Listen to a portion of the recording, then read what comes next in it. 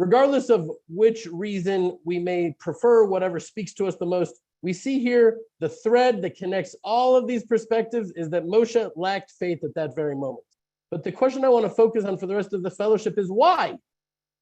Why was Moshe, the most faithful of all servants, all of a sudden lacking faith? And so Rabbi Sachs, I need to credit him with this. He shared a perspective that spoke to my heart so deeply and really in a very personal way. So he points out that the verse immediately preceding this entire episode is the key. It's the secret to the whole thing. Here's the verse. Chapter 20, verses 1 to 2. In the first month, the whole Israelite community arrived at the wilderness of Zin, of Midbar Tzin, and they stayed at Kadesh. There Miriam died and was buried. There was no water for the community. So what was it that happened immediately preceding Moshe's inexplicable loss of faith? That's right, Miriam died. He was mourning for his sister Miriam. Now I'm going to share something very personal. I don't know, very personal, but it's a personal thing.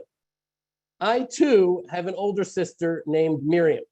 And the older and the more mature I get, the more of my life journey that I go through, the more I see the unbelievable parallels between my relationship with my sister Miriam and Moses' relationship with his sister Miriam. And not to in any way, God forbid, lahavdil, compare myself to Moshe. I'm saying the essence of their relationship. You know, Moshe's sister was responsible for his very life. She was more than just a sister. She was always looking out for him. She was like his protector. She placed him in the basket in the Nile, followed the basket. She convinced the daughter of Pharaoh to hire a Hebrew woman to nurse him. You know, when he returned from Midian, she continued to accompany him throughout his entire life journey and mission up until this point. And so without going into all of the details, my sister Miriam has played and continues to play much of that same role in my life. You know, my ups and my downs, particularly my downs, she has always been protectively overseeing me, taking me in, giving me refuge to heal from whatever thing I just got myself into, whatever I just went through, from my stabbing to when I got burned, to my greatest pains, to my greatest falls. She's always been there guiding me. And I really don't know how I would have made it my life journey thus far without her. And by the way, I think that the episode that most reminds me of my sister and my relationship with her is the episode in which Miriam speaks about Moshe regarding his separating from his wife. You know, when she gets leprosy, she says, why did he separate from her? We've been getting prophecy as well. Anyways, she spoke against Moshe in some way. And I'll tell you, if Shayna and I ever have any sort of disagreement or argument, my sister Miriam always, sometimes violently, takes her side and defends her. And she does this. That's because Shayna is always right. That's because Shayna is right.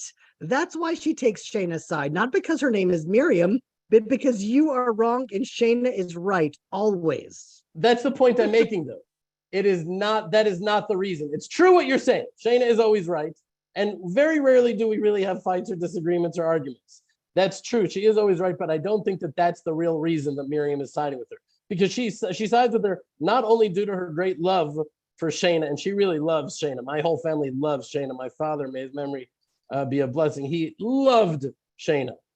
But she also, my sister, she sides with Shayna out of her love for me, in her desire for me to be in a happy marriage with a wife who knows that she's loved and defended, not only by her husband, but also by her husband's family. And by the way, it's clear to me that Miriam, Moses' sister, was obviously not driven by any negative feelings towards Moses, God forbid, but rather by her love and her compassion for her sister-in-law Tzipporah, and her desire for her brother also to have a loving, healthy, happy marriage.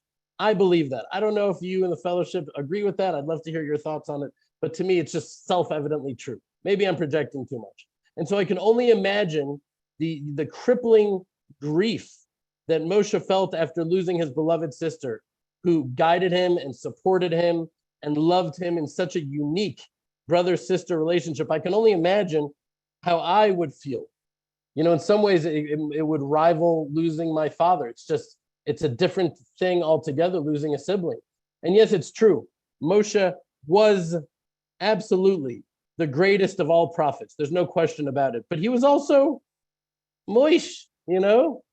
He was also Moshe, who lost his older sister and was in the midst of intense grief and mourning. And maybe, again, maybe I'm projecting here, but maybe he was even afraid that he wouldn't be able to be the leader of the nation that he needed to be, that the nation needed him to be, that he wouldn't be able to be that without her.